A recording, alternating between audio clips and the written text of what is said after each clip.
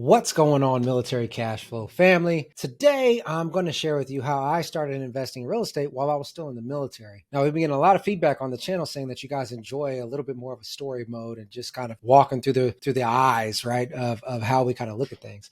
So today, I'm going to do just that. I'm going to tell you some of my thought patterns about why I chose real estate, and then some of the struggles I had early in the beginning, and then what I did to kind of overcome that. So when I actually left the military, I had at that point in time, I think it was somewhere around 37 or 38 doors.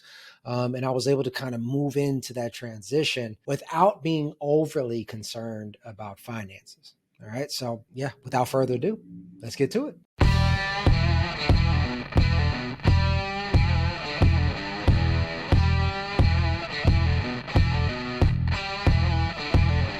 All right, so let's talk some real estate. I was in SF. I went on a couple of deployments, and those deployments didn't really turn out too well, right? I personally lost some good friends of mine. There was some switching of assignments where I kind of took over the roles of some of the people that I look up to because they had passed, and there was just a lot of, internal things going on. So it was around 2015 where I was like, hey, it was 2015 or 2016 where I was like, I know I can't do this anymore. I need to look for something else. Right. And so I tried everything. One of the most popular ones that people hear of is Amway. I was an Amway guy. I was. I also signed up for all kinds of coaching in real estate and in other stuff that just didn't pan out. But I was urgently searching for something. Right. And because I had active income at the time and I had some savings and I was debt free, I just, besides the house that I owned, I just really wanted to spend that money for somebody to tell me the right answer. Finally, a little bit later on, what I had been doing was I owned that house that I just mentioned, and I was already renting it out to a couple of buddies of mine, right? It was a single family house. I rented out rooms. I had a girlfriend that stayed there for a little bit, and then I rented out rooms to some of my buddies. And all I was trying to do was just cut down on the mortgage, because in my mind, I was always taught save money, save money, save money. Well, fast forward a year and a half, as I'm still digging around, I go to this real estate seminar, and most of the real estate seminars I've been into at that point in time, we're talking about fix and flips and wholesales. And then this one here mentioned house hacking, right? They said, yeah, so this is how you save money. You just rent out space while you're living there. Boom, light bulb turned on. I was like, hold on, wait a minute. What are you telling me? You're telling me that I'm a real estate investor? Ooh, changed the game. So what did I do? Took my ass out to Goodwill, got 3 new good suits, and changed my LinkedIn profile to real estate investor, right? Because I was bona fide now, right? In my mind, I was legit. So as soon as I kind of found that, I was like, hey, I'm already real estate investing. I'm gonna be a real estate investor. And so I started digging into the styles of real estate investing, right? In the typical track record of a real estate investor, if you hear most people, and I'm sure you guys can relate to this, it's you start off wholesaling because you don't need any capital, right? Then you build up capital to start doing flips, right? And once you do a couple of flips, you build up enough capital to then put as a down payment on a rental. And then after you get so many rentals, you might be able to use the cash flow to get an apartment complex, right? That was the traditional pattern that was shown to me. And I'm sure most of you have heard that before in your life. And if you haven't, that's what was taught back in the day. Okay. So in my mind, the next practical step was wholesaling. So what did I do? I studied wholesaling as much as I could. I even went out and I got a mentor. Now, the mentor helped me a little bit, but the mentor was very specifically niched into rent to own, lease options, seller financing. That was his real niche. So I attempted to go to him to learn wholesaling. And although he knew wholesaling, he didn't really know wholesaling, if you get what I'm saying. Like he didn't practice it in day in and day out. So I go off, I start negotiating my own wholesale deals, and I'm just trying to make it happen. I paid for the list source back in the day. If you guys remember, like list source, you could just pull up this whole list of probate, out of absentee owners, all these things. Most people don't even talk about list source anymore, but that's what I used. And I was able to pull out this big old list. I called. I was a cold caller, called hours on end just to get maybe 5 responses out of like 60 people I called, right? And I realized fairly quickly after a few months that no matter how many calls I got, if I got to get to the appointment, I maybe had 6 appointments, 7 appointments. And then out of those 7 appointments, I could maybe tie up 1 person, right? I realized cold calling was not a skill of mine. Okay. I realized that there was something wrong. It could have been communication, my sales present. Maybe I was too lackadaisical. Maybe I didn't come off strong enough. I realized that cold calling was not my thing, but nonetheless, I was able to tie up a few wholesale deals in the process. So the first wholesale deal, I got to tell you about this. If you guys have read my book, The Elite Investor, I go through it in detail about how I royally screwed it up. But synopsis here, I essentially went in and I said, hey, let's come to an agreement. We came to an agreement and I signed it. I didn't do the numbers properly, just FYI. That's a little foreshadowing. We came to an agreement and we signed it. And then all of a sudden, guess what happened? Because I'm in the military, deployment orders hit. Boom, hit me hard. Had to leave in about 2 weeks. You know, as we move kind of rapidly. So all of a sudden I was like, what do I do? I tried to assign it to another wholesaler who I was in communication with just virtually, taking advice from, trying to figure out what he was got going on. And you know what he said? Yeah, absolutely, man. What kind of referral fee do you want? I told him at the time, because I was so worried about the reputation. I said, bro, I don't even need a referral fee. Just get this house sold, please. I don't want this person to think I'm a shitbag. Well, you know what? I go on deployment. I come back. I reach out to the seller. She don't want to talk to me at all. I reach out to the guy. He says, yeah, man, nothing came out of it. I reach out to the property manager that made the connection. She says, nobody ever called her. Her brother was evicted and he was homeless for a couple of weeks. And that girl went into foreclosure. Right, the owner went into foreclosure. Sick to my stomach. I was like, okay, hold on. This real estate thing, I gotta take it a little bit more serious, because now I'm messing with people's lives now. All right. So then that's when it really hit me. I have to be more serious. I have to know what I'm doing. So I did a few more wholesales after that, and luckily I made some money. No problems there. But as I mentioned, it was the whole cold calling process, what that meant for lead conversion, like how many people I actually converted into just even a phone call, or I'm sorry, in-person meeting. And then from those in-person meetings, how many of them I actually put under contract. I realized that it was just like, marginal. Now, back then they were talking about virtual assistants, but I didn't really use virtual assistants. I was too stubborn. I was like, nah, man, I got this. I'm in the military. I can figure it out. So I was doing all the cold calling myself. So naturally I was like, yo, wholesaling is not for me. I made a little bit of money, but it just, I just hated how slow and how long and how arduous it was. So as we fast forward, I'm starting to look at more creative stuff. Or as I said, the mentor at the time was talking about seller financing, rent to own, lease options, all this other stuff. Well, it was actually a friend of mine, to be quite honest. We were cool. He had gotten PCS orders. Now he is so old school mindset, where it's like, hey, you preserve your money. You don't trust anybody with your money. So it was a very difficult thing. You definitely don't trust people that you're close with your money. You only trust professionals. That was his mindset. So it was a very, very difficult barrier to get through.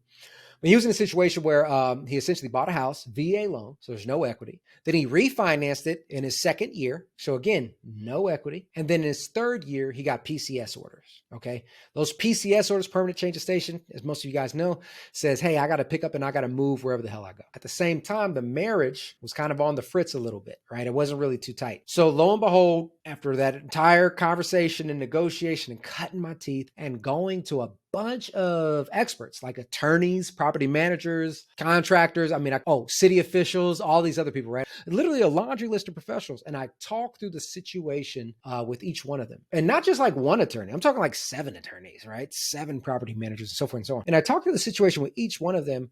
And finally, I find the people that understand what I'm asking for and what I'm looking for and what the situation is. Now, one of the attorneys was like, hey, this situation is kind of tight. They really don't want to deal with it. A good way to protect yourself and protect them, but be able to get into the property is something called a subject to, which is essentially where I take the deed of the property, but the mortgage stays in their name and I'm responsible for all the payments. I'm like, yo, this sounds like a magic trick. You mean to tell me I don't have to qualify for a mortgage? I don't have to put 20% down on this investment mortgage and I can just keep paying and I can rent it out? He was like, yeah, people do it all the time. So because I surrounded myself with the right people, I started to get the right ideas. So my first real rental property ever was a subject to, right?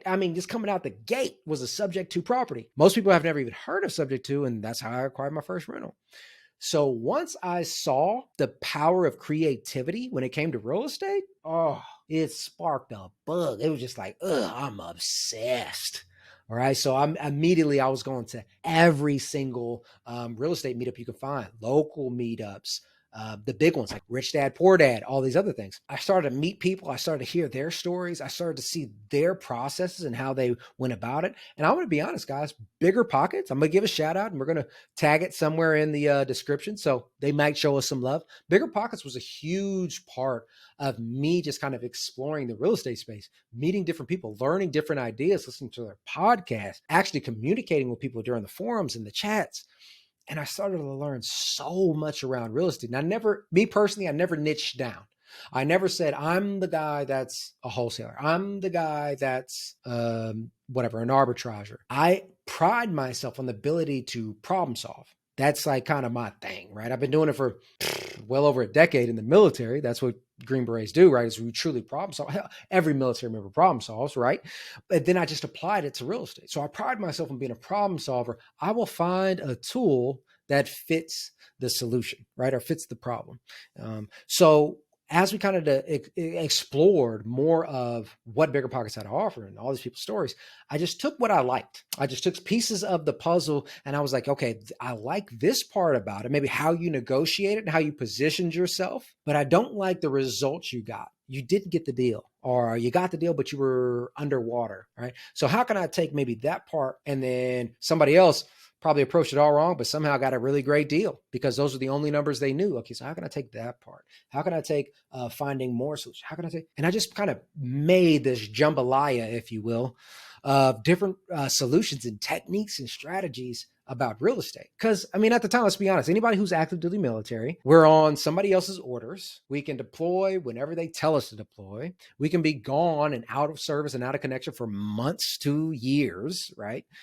So we have to be creative in what are our resources and how resourceful we can be. So as I'm starting to kind of put all that together, I'm starting to get a little bit more wholesale deals, right? I'm starting to get a couple of more assignments. And then I find out all of a sudden, because I'm listening to people, that, hey, the VA loan, that's not just a one and done type of thing. It's a one and rinse and repeat type of thing.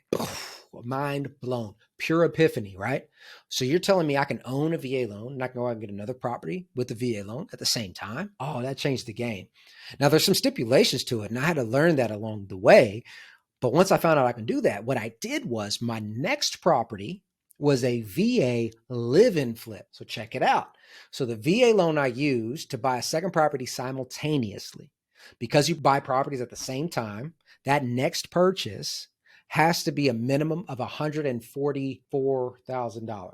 It might be $145,000. I apologize. I don't have those numbers pulled up, but nonetheless, there's a threshold, right? This is called 145. It's a minimum of $145,000 that your simultaneous next property has to be. So I went out and I bought it. I bought it for right at $145,000. But I knew it was a beautiful property. I knew that the area was just thriving and most of the other properties are well in the 200s. So I move in, much better than where I was. I turned my old VA into a full rental. I'm now living in this other one, and guess what I'm doing? I'm house hacking it, right? So I'm reducing my mortgage by renting the bonus room at the time above the garage. Okay. And while I'm in there, I'm just fixing up one room at a time, me personally. Now, I'm no handyman. I'm not going to lie to you guys. I'm not like the guy that can go in there and just build a cabinet deck out of a oak tree. That's just not me, right? But what I mean by fixing it up was I was going in and I was painting. I was changing the fixtures, from, I think at that time it was like pure brass, and I was changing it to brushed nickel or bronze. I can't even remember. But I was changing the fixtures, right? The lights, the ceiling fans. Those are simple projects for me. Painting the property, landscaping was huge. Now, I didn't do the landscaping, but I hired somebody to come in and landscape it, fix the fence and things of that nature, and just slowly kind of improve the property while I was living there. Well, I only stayed there for 9 months. And then I called the realtor that helped me buy it. And I said, hey, man, what do you think this property would sell for? At the time, he was like, man, honestly, he walked it. He was like, I think we could put it on the market for $190. I'm like, yo, stop playing. I bought it for $144 with no money down. I put in a little bit of money to fix it up, but I did most of it myself. So let's just say, honestly, let's just say like $5,000. It wasn't much. And then all of a sudden now it's worth $190. I was like, yo, let's put this thing on the market because it's not really a good rental at the time. I was living in it and I was reducing my mortgage, house hacking, right? So I still made even more money because I didn't have the holding costs, right? But it wasn't really a good rental. It wasn't just going to cash flow that well. So at the time, I thought the best option was, hey, let's just sell it. Boom. We put it on the market. We ended up settling somewhere around 185, 188. I don't have the numbers in front of me, but boom, we ended up selling it. You take out the realtor's commissions and all that good stuff, the amount that I owed on it, and I walked away with somewhere around $17,000, give or take. After all expenses and everything, it was $17,000 to $20,000. But in my mind, I was like, yo, I just took like this, people sign up bonuses for the military. Let's be honest, guys. We'll sign retention bonuses for $5,000, $7,000, maybe if we're lucky, $20,000. And in the special operations world, we're praying for like a $40,000, $50,000, or $60,000 type of one, right? We might get that. But you were telling me in 9 months, I was just kind of half-assed. I was living there basically mortgage free because I was renting out another space. And now I get to just turn around and sell this property for $17,000 of profit, $20,000 profit. Another epiphany hit, right? So now I got this other VA. I'm using this. I sell that VA, and now I get all of that VA qualification amount back again. So what do? I go out and I find a triplex this time, a multifamily. So most people have heard the story. Multifamily house hacking is the way to go. Go out and buy you a quadplex. You live in one and you rent out the rest. But let's be honest, guys. How many of us have actually went out and tried that and realized that quads and triplexes are just expensive? Like we can't afford it on a military salary. And luckily for me, where we were in Fayetteville, North Carolina, around Fort Bragg, that wasn't the case. I was able to actually qualify for a triplex or a quadplex. But here's the kicker. I used some of those wholesaling skills that I kind of found, and I was able to get an off-market deal, right? Now, the off-market deal was a portion of me doing a lot of lead generation, but because I was present and I was relevant in the investment community around Fayetteville, that deal was actually brought to me. They said, hey, look, I can't make this deal happen, but I know you're buying. Are you interested? Here you go. This is the seller. Here you go. I can't make this happen. I'm going to back out, right? So I talked to the seller. I figured out a situation, another distressed seller going through a divorce, needed to get rid of the property, wanted to take a little bit of money out of it to like just get his mind right. And I was like, okay, let me take a look at it. Walk the property. It's in great condition. In my mind, I just freed up my VA loan. Yeah, man, let's do it. Called up my VA qualifier. Boom, I'm good to go. Ready for a loan for the purchase price. We just go. Get the appraisal done. Everything looks good. Boom, we close on the property. Now I got a triplex. I move in one of the units and now I rent out the other two, right? And while I'm renting out the other two, one is a long-term, so I can get that true house hack where I got something to pay towards a mortgage. And then one of the units is an Airbnb. So now I'm just banking on these big spreads on the Airbnb because the mortgage is truly covered by that one tenant. Now, mind you, in between that time, I was still, as soon as I saved up some money, I'd buy another investment property here. I'd buy an investment property there. I was still investing. The VA loan alone allowed me to be active duty and still acquire some great opportunities to build capital through some live-in flips, and to really reduce expenses through the house hack. Now, by the time that ended, at that point in time, I was now licensed as a real estate agent. I had about a year left in the military from when I acquired that triplex. And so now I'm living basically rent-free again, and the other property is paying for itself, right? And the other properties are paying for themselves. I've done a few wholesale deals, but now I'm licensed. So I was really leaning on the team at the time to help provide me leads, to go out there and get more deals done. And I had a much larger split then where the team would keep a piece and then I would keep a piece. But why? Because the team was generating the leads. All right. That's fine. I was perfectly okay with that because I just needed supplemental income because the military was still paying me. So boom, boom, boom. I'm stacking up this money. And then when I hit about 6 months out from leaving the military, I do the internship program. And if you guys are not familiar, the internship program, it can be called the Career Skills Program in the military or the Skills Bridge Program in the Marines. I'm not sure about Coast Guard, Air Force, or Navy, but I guarantee you there is an internship program. What it does is it allows you to separate completely from your military unit and work for another company for 6 months. But for those final 6 months of your contract, you're still getting paid full time and have full military benefits. It's amazing. It allows you to have that stable check coming in while you're preparing yourself for your new career, your new life. So for me, I was able to go out and I was able to continue to sell real estate and continue to invest and build up massive amount of reserves while I had a steady paycheck. And all those massive reserves, I use it all to invest, to be quite honest. And that's how I was able to scale so quickly.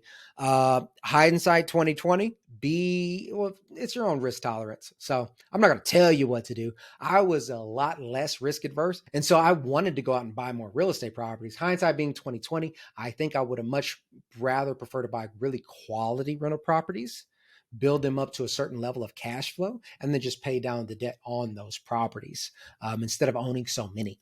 But that's neither here or there. That journey through those last couple of years of the military really allowed me to be able to create that financial cushion before the transition. And so when I left the military, by the time I left, I had somewhere around 38 to 40 some odd rental units. And we always say rental units because let's just say it's a quadplex, right? So there's 4 units under one roof. Well, technically, since it's one roof, it can be considered one property, but there's 4 different units, essentially 4 units that are making money or being rented out. So I call it units, right? So at that point in time, I had somewhere around 38 to 40 some odd units. But when I transitioned out of the military, which was amazing. But as you guys are starting to experience with real estate, a lot of times that's just like self-sustaining. You're not taking that money. Those rents are going to pay the mortgages and pay for repairs and so forth and so on.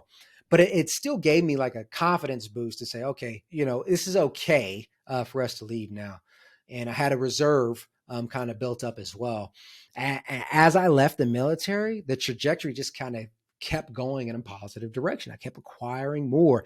And the skill sets that I learned was, instrumental in all of that. And the fact that I had a portfolio made it easier for me to get loans and negotiate deals, and the list goes on. But starting early and I'm going to say young, I don't care where you are in your journey. I don't care how old you are, really, right? If you want to invest in real estate, my recommendation, based on my personal experience, right, is just use that VA loan, man. Use that VA loan because that is so powerful, right? You can essentially buy a property with zero money down, live in that sucker, and house hack it if you really can, right? I understand that as you have families, children's, spouses, you don't really want to expose all of them to different variables of different roommates. And I get that. I really do. But if you have the option to, and you feel safe enough to do so, that's a powerful way to really escalate or elevate your real estate investing game.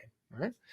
So that's a little story about how I was able to invest in real estate while I was still in the military, while I was still active duty. And I hope you guys got some value out of that. If you did, then you got to hit the like button, obviously. And you got to subscribe if you haven't subscribed, because if you haven't subscribed, what the hell are you doing, right? And then leave a comment below and let me know how you got started investing in real estate and active duty. And if you haven't gotten started yet, go ahead and leave a comment below and tell me why. Why not? Why haven't you got it started? What are you concerned about? Let's see if, maybe the community come together and we can help you get started if that's what you want. But hey guys, as always, I really appreciate you guys coming and checking out the channel. This community is growing. I love it. Like-minded individuals helping each other grow. It's a beautiful thing. But hey, until next time, this is Mike Glaspie signing off.